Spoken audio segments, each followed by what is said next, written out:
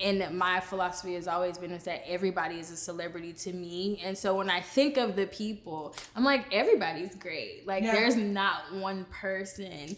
But it feels good to be able to service in different avenues, and then also to now be able to align my craft. I am here with the world's favorite stylist, a woman I truly admire, am constantly inspired by. I am so excited to introduce to you the founder of Gigi Co styling firm, my friend, my favorite, Germanee G. Manifestation, claiming it, the fact that it is very true that you can have whatever you want, but it may not be in due time. And the promises that lay on the other side of staying in your lane. Welcome to Rich in Real Life. I had to learn, like, because you know, we all want to fit in. Right. But like, how do I fit in and still express myself? Exactly. I actually had the opportunity to speak with Kevin Durant's stylist. I was very green to styling, and I told her, I said, I want to style athletes. And she said, what's up, guys? Welcome back to another episode of Rich in Real Life. I am your host, Jessica Hurley,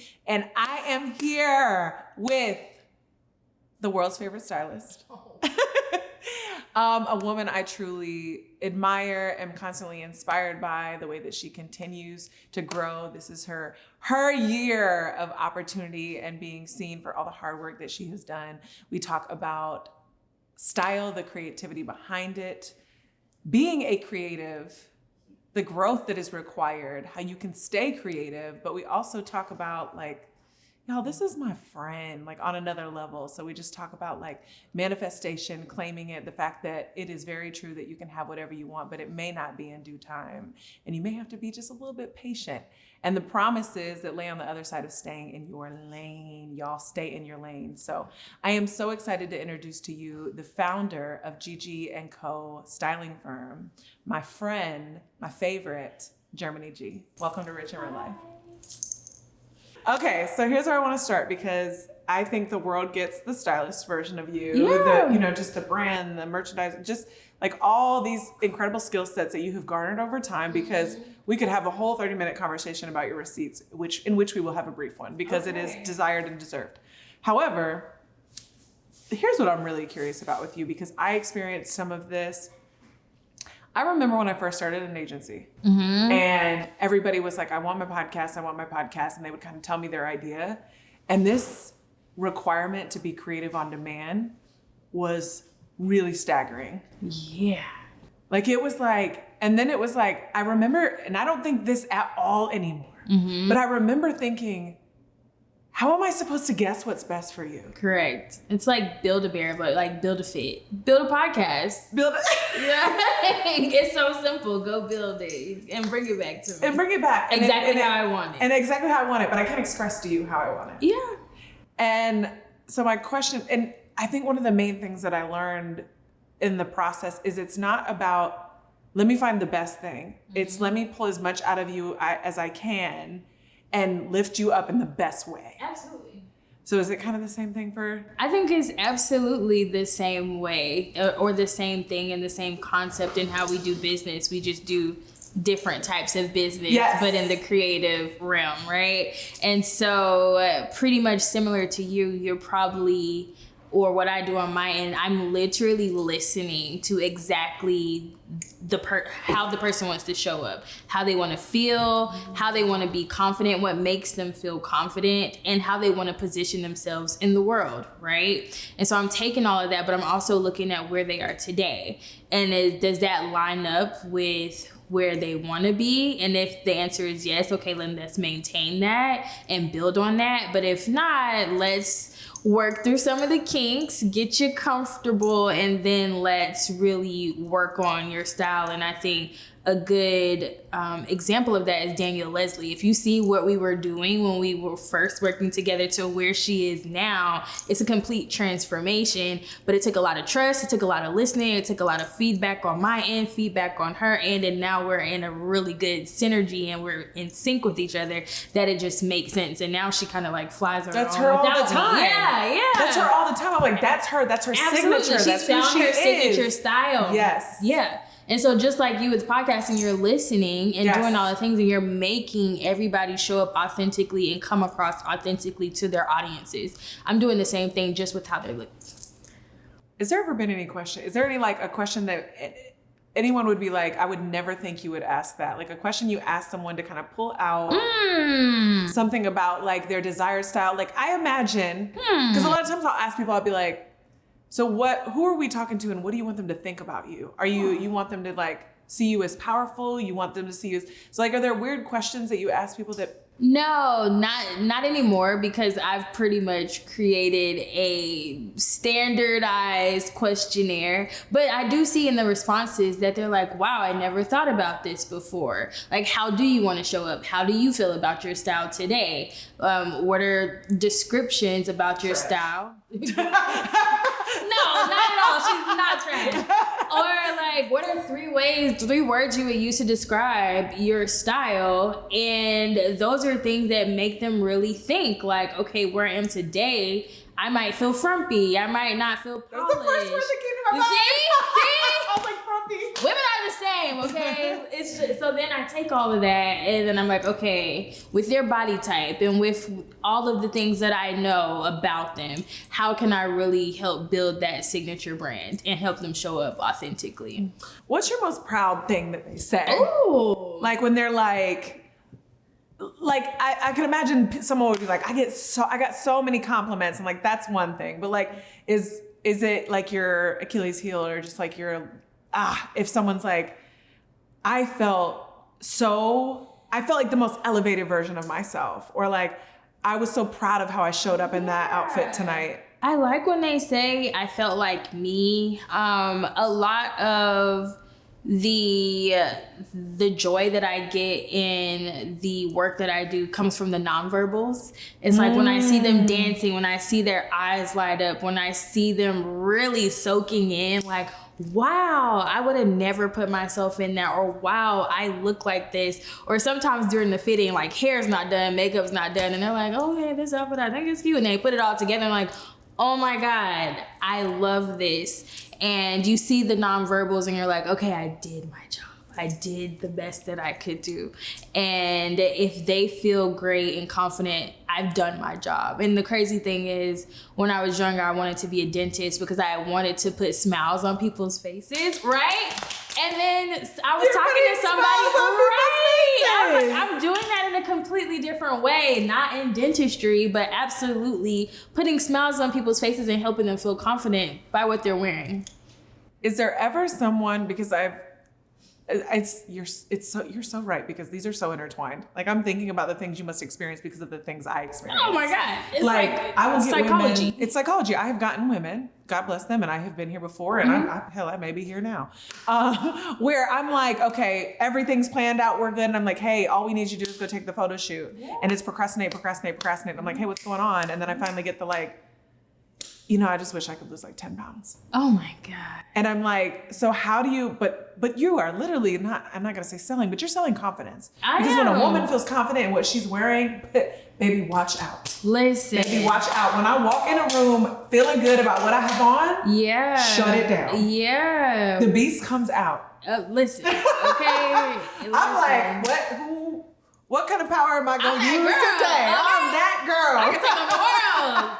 One look at a time, okay? So what do you do when, and I know it's like styling for the body type, but what do you do when a woman is like battling, and I'm not speaking down, I've been there, done that. No. So immediately I shut it down, right?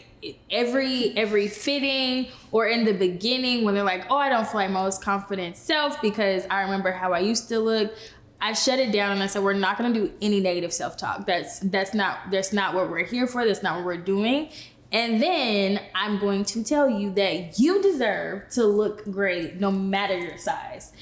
And we're going to have that moment. And I want you to put away those negative feelings. And we're going to move on and help you look and feel great in the size that you're in and the body that you're in. So you can be confident where you are today. those 10 pounds. And I also tell people, you might lose those 10 pounds and you're trying to get back to that weight, but your style might even change once you get down to 10. Right. So you might be holding on to things in your closet that you're like, oh my God, when I was a size 6 and now I'm a size 12 and I know I'm gonna get to the 6. You're holding on to the things that when you're a 6 and then you might get down to the 6 again and you're like, actually, I'm not that person anymore. I've shed that skin. I'm not going to wear that. And so get rid of it, or get rid of these preconceived notions about you need to get back here, because this is where you are today. Be present in this moment. Show up for yourself in this moment. I'm going to put a pin in the self-talk part, but I have one more question. How often do you think, because the evolution of style in my mind, not culturally, because I know nothing of those parts, but in my mind, I think is so interesting because like, I'll be so gung-ho on a couple things. And like one day I will wake up and be like, I hate all of this. Yeah. Like, who did I think I was with these spandex pants? Like this, I want no parts of these spandex pants anymore. Like get them out of my closet. Like how many times do we, I don't know, need to prepare or own that we're going to evolve our styles, weight or no weight gain? Like it's a constant evolution. Like your style could change because of your lifestyle. Like maybe you become a mom, maybe you're a wife now, and you're wearing sweatpants all the time. Or maybe coronavirus, right? You're like right. A lot of us became a lot more relaxed after the pandemic, right? So we became different versions of ourselves, and then we decided, hey, I like being in sweatpants and I'm comfortable in that. How can this now translate to me having to show up for work, me having to be on screen,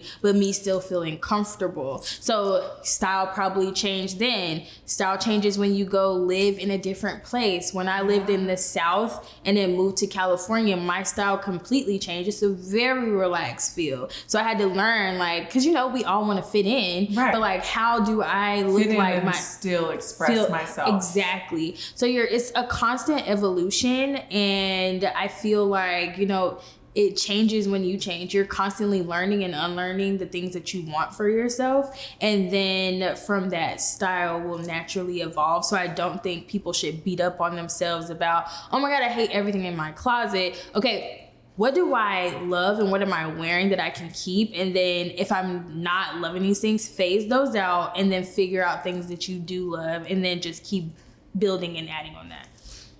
Okay, I want to go back to this creator question and then the self-talk. I'm sitting here creating this blueprint in my mind. Okay.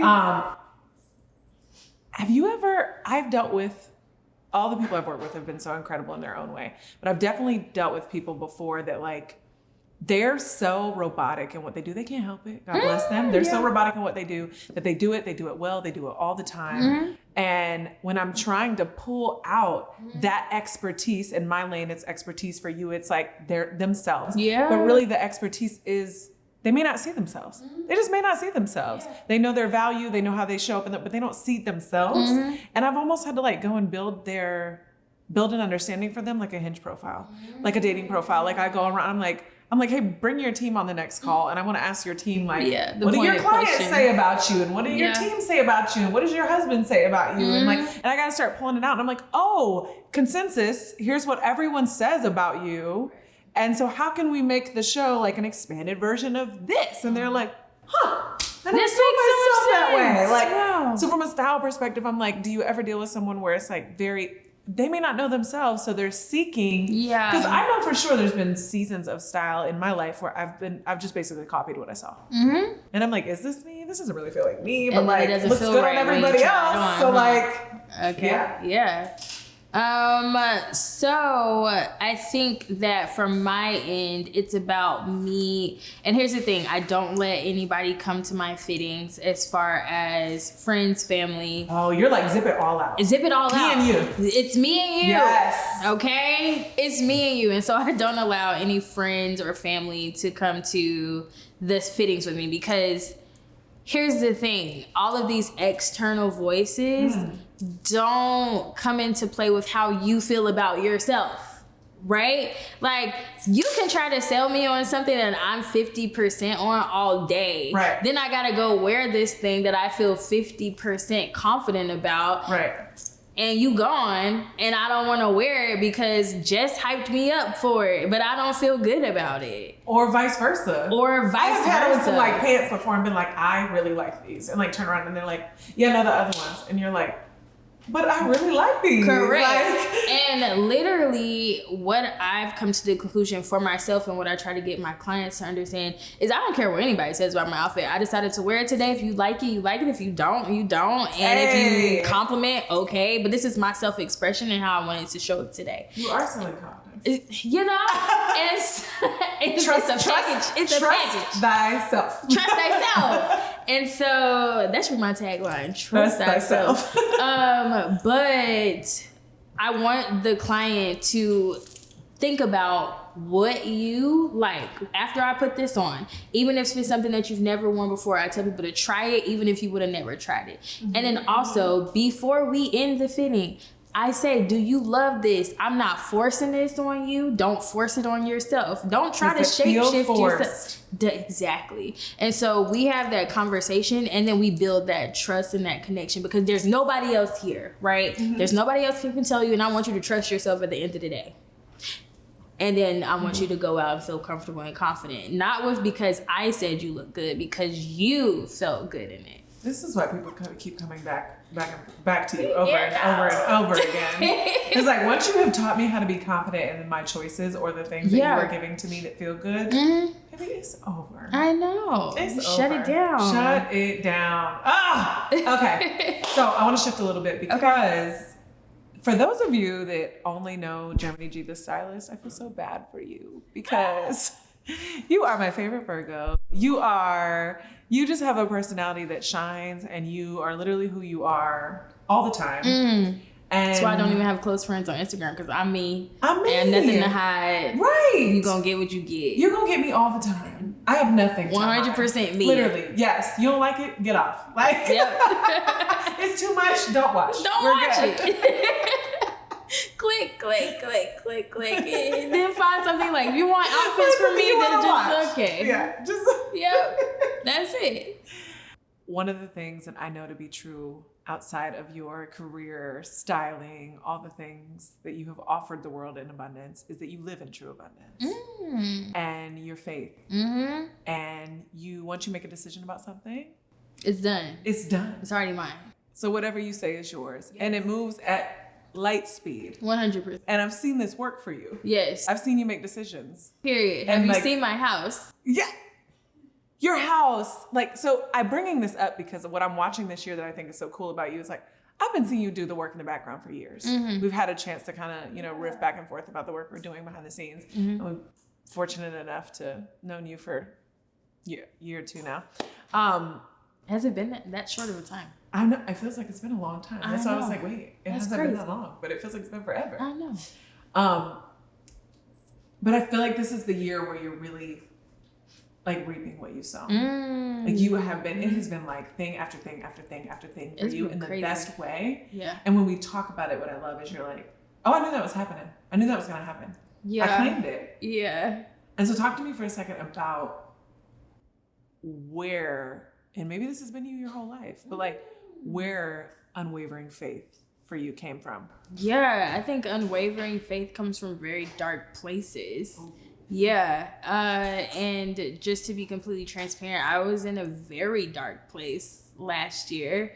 I think I was just operating with a smile on. I was operating as like packaged Germanee. Like I know how to show up. I know how to work. Here's my discipline. Here's my discipline. I'm here. Yep. I'm showing up. But inside I was so sad and like questioning God and trying to wonder why. And I completely, utterly, sheerly lost every ounce of faith that I had. I was like, God, I don't understand. This has never been our relationship before. So I'm out. I had no hope. I didn't want to be here.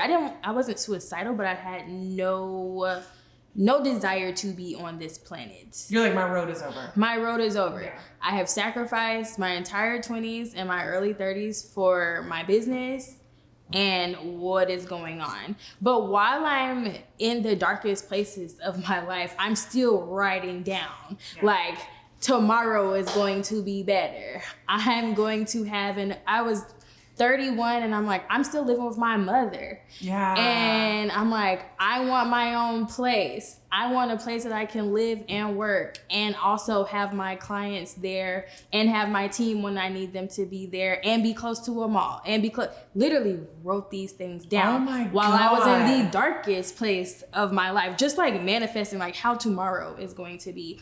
And I lost my faith. And then I remember reading something and I said, okay, God, I'm gonna try this one more time, right? I'm gonna try this little relationship with you one more time. And I started going to church and I started reconnecting with God in a new way because I think he was challenging my faith to be deeper in a new way. And I feel like I've had to learn to have unwavering faith from very, very, very dark places. I think every exponential like moment in my life or like where you've seen blessing after blessing or opportunity after opportunity came from me being in dark places, having to seek, having to pray, and just going through the motions and then saying like, okay, God, you're gonna show up at some point. I don't know when it's gonna show up. And then in 2024, I'm just like, it's blessing after blessing after blessing, but I wrote it all down. I was just waiting on it to happen. I want to just make it clear, write it all down. You're not kidding when you say write it all down. Oh, I wrote it. You've seen my journal. I know. Because that day you contacted me, you were like, I literally was on your couch. Yes. You were on my couch. Yes. And we left you home alone because you weren't feeling well. I was sick as a dog. I was like, go rest. And you sat on my balcony at 3 a.m. and journaled. Yes. And then months later, you're like, I literally journaled, read this. Yeah. And this is my exact moment in my life right now. It's chills. I still get chills reading it. And she literally lives in a house by the mall. Yes. With all of the natural light that I asked for by the mall. Furnished it under $5,000, which was what I asked for. Furnished it in 3 days. I didn't ask for that, and my parents didn't either. But they, here we are. But I asked for it all. And even like some of the opportunities in this year, I asked to do a marketing campaign. I wrote it down on 12/31, and on 1/10, January 10th, I was asked to be a part of the campaign. And I got over the asking. I had a price that I asked for. I got over the asking price. You did a campaign for Shein. Yeah, it's crazy. I would have never thought I would have ever did anything with Shein, but it was a great opportunity. And you ask, God delivers. So we have a dear friend who's here today that would always say you can have whatever you want. You can have whatever you want. You can have whatever you want. Yes. But I think sometimes we fail to realize that it's not when you want it. Oh my God. I think that's the discipline and the practice and the patience, is that it will never be when you want it. Like, you have to go through the things to learn to become the person that you need to be to have what you want. Yes. It's like you have to shed old skin. You have to become a new person. You have to be disciplined. You have to learn how to show up in these certain ways. And in those moments where you're constantly like, why am I not getting what I want? Because you need to learn to get what you want. And be able to hold it. Be and able to keep hold it, and to keep it and maintain it. So now when you think back to the version of you that was living with your mom, you're like, could I have even handled it? I could have never handled it. Absolutely not. I was not who I needed to be in that moment to attain or obtain the things that I need today to have the things that I have today. Okay, so we are literally we are wrapping up the first quarter of 2024. It's insane. And you are experiencing... Oh my God, these exponential leaps. What do they call this? Like quantum leaping? Yeah, like quantum leaping. For every 6 months, feels like you sat out last year. Yeah. You are on double time right now. Absolutely. I'm like, every day it's a new phone call. Every day I had like 2 celebrities in my DMs.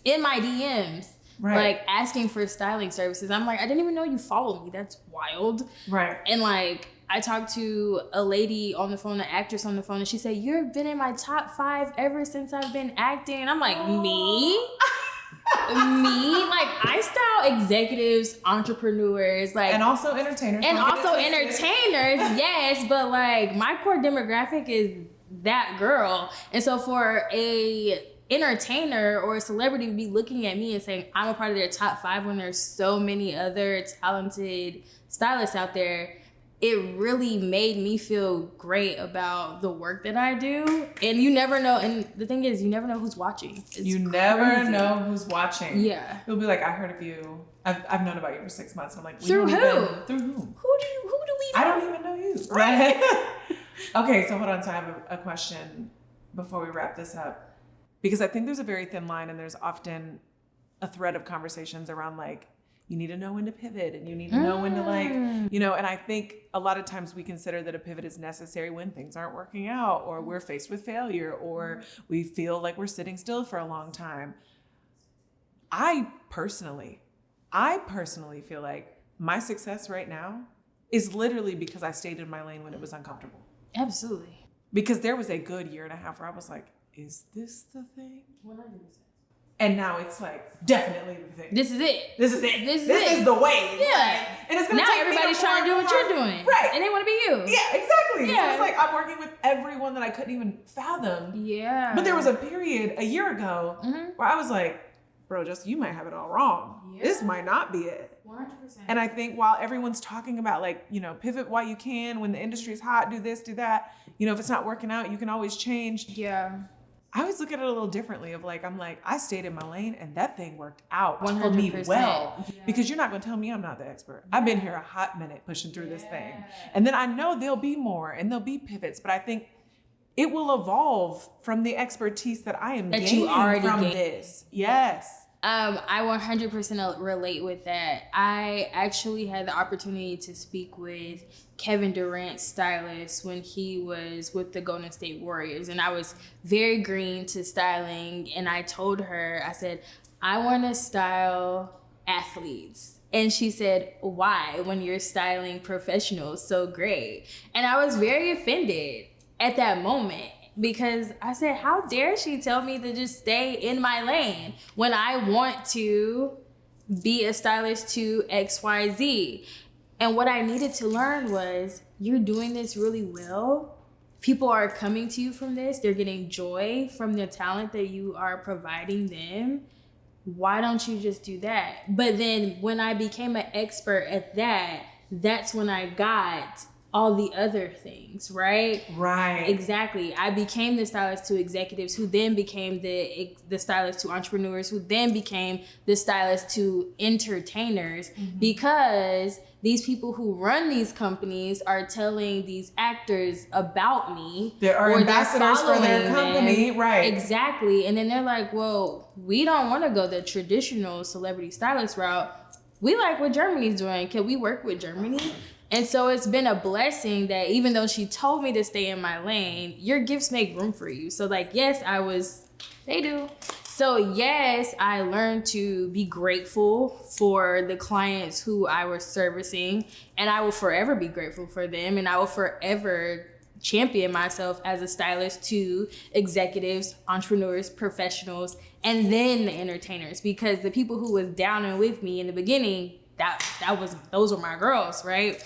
But again, your gifts make room for you. And so when you have done the work and stayed in your lane and didn't pivot when you were not supposed to, that's when you get everything that you wanted. That's when you get everything. That's when you get everything. That, like, I felt like the very hard hump is unavoidable. Correct. Like when everybody's leaving and you're like, I'll just stay here. Yeah. Like when I'll just weather this storm, I'm good. Exactly. When I was styling executives and professionals, nobody was really doing that. No. Everybody flocks to celebrity. Yes. Because that's where you get the notoriety. And I don't think I've ever really been the type to want the notoriety. I just want to be known for doing really good work. Body of work. Right. But of course, when you say stylist, the only way to get credits is through celebrities back then, right? I think I've carved a niche for myself where I have all of these high profile executives and entrepreneurs who are able to, they have eyes on them, which then have eyes on me because of how they're showing up. And then because they look so damn good, because they feel so good. They look good. I don't mean to like pat myself on the back. You give yourself a hug. All right. So before you tell us what you think the rest of 2024 is going to look like, can you drop some receipts? Just tell us who all you've worked with, people you're really proud to work with. Oh my gosh, I'm proud to work with everybody who asks to work with me. Yes, I'm proud of everybody. If I think about the people who rocked with me from the beginning, like Danielle Leslie, Bozema St. John, we've literally been working together since I was like 24 and I'm 32. Wow. Yeah, so she taught me a lot because she demanded a lot. And so how I showed up is a result of a lot of tough conversations with her in the beginning because it was very much so trial and error. So always Danielle Leslie, always Bozema St. John. Lesson number 1, learn how to take constructive criticism. Absolutely. That's the only way to get better. Amber Cabral. Who may or may not be in this room. Who may or may not be in this room. Erica Jordan Thomas, the McBride sisters, the McBride sisters wines. I did KJ's wedding in a month. How I did a wedding in a month is only God's plan. And I was on sabbatical. So how I did all that, I don't know. I was crazy. Gail Bean from Snowfall, Jerry Johnson from Harlem. I think those are a few receipts. And then Kevin and Melissa Fredericks, like they're my favorite couple to work with. But gosh, the receipts become so long. And at this point, and my philosophy has always been is that everybody is a celebrity to me. And so when I think of the people, I'm like, everybody's great. Like there's not one person. But it feels good to be able to service in different avenues and then also to now be able to align my craft with my first love, which was merchandising, and to be able to have that Shein campaign and be able to utilize my skills as a merchandiser, but also a stylist. I want more of that. It felt great. And so I'm happy to see like what else like is in God's divine plan that I wrote down or that he wants to surprise me with. That's what I was gonna say. Yeah. I'm like, 10 more months. So if you had a guess, or what were some of the I don't know, forget guessing. What have you claimed? What do you like? At least this year, I know. Ooh. This year, I know. This year, I know. Gosh, it's so crazy to say like this year I know because I feel like every time I say I know, then I learn that I know nothing. This year that I know that I'm taken care of in God's divine hand. Like every win, every loss, everything that might not feel good is a part of the plan. I know this for sure, right? I also told God I wanted to make my first $1 million this year. So if he makes it, we were here. And then this year, I also know that I'm going to find joy outside of work, right? I think we already claimed that. We're playing at a bounce house. We're playing at a bounce house. I think that was a lot of also why I was in such turmoil last year is because I've sacrificed and I dedicated so much of my life and so much of like my 20s and my early 30s to building this company. And it's felt like I have to sacrifice for this baby in this moment. Yeah. And then when it's not working, okay, I'll just sacrifice more. Yeah. Right? And I'm like, what else can I give? Yeah. And so this year I'm like reclaiming my joy. Like even if I'm dog tired, I'm still gonna go and have time with my friends so they can pour into me and I can pour into them and feel good the next day so I can show up for everyone else tomorrow, right? Mm-hmm. So I think that's another thing I know for sure. There's a couple clients I have in my head. I don't want to jinx nothing, but you know. We'll just wait on it. We'll know when they come. We'll know when they come. Yeah. All right, so before my last question, one more. Mm-hmm. I have to really seek myself when I find and feel like my creative energy is depleted. Mm-hmm. So like when I feel like I have nothing else to give, when I'm struggling in the places that I typically don't struggle in to give and kind of guide someone to what I think is best for them, that is just the highest for them. Yeah. And when that becomes very hard, I'm like, your creative energy is depleted, which creativity for me is the storytelling aspect. Creative energy for you is the way you design these outfits for other people. Yeah. What do you do when your creative energy feels depleted? Oh, that's good. I do veg out. I do not a thing. Okay, Day of Sabbath. The day of Sabbath, personal Sabbath, because sometimes it's not Sundays. But I take a moment. I take a breather. And I try to do things for myself. I also find like in working out, I get a lot of clarity. And so at this point, I no longer work out for the results, the physical results, right? I work out because it removes the stress and the strain of whatever is going on in my mind, whatever is blocking me, so that then I can perform. Yes. And like move that energy to where I need to be creative. And so between vegging out and working out, it works out. It works out, okay? I mean, the vegging out or working out, either way, it works out. And so yes, that's how I do it. Well, we are looking forward to your first million. I want to wrap with this.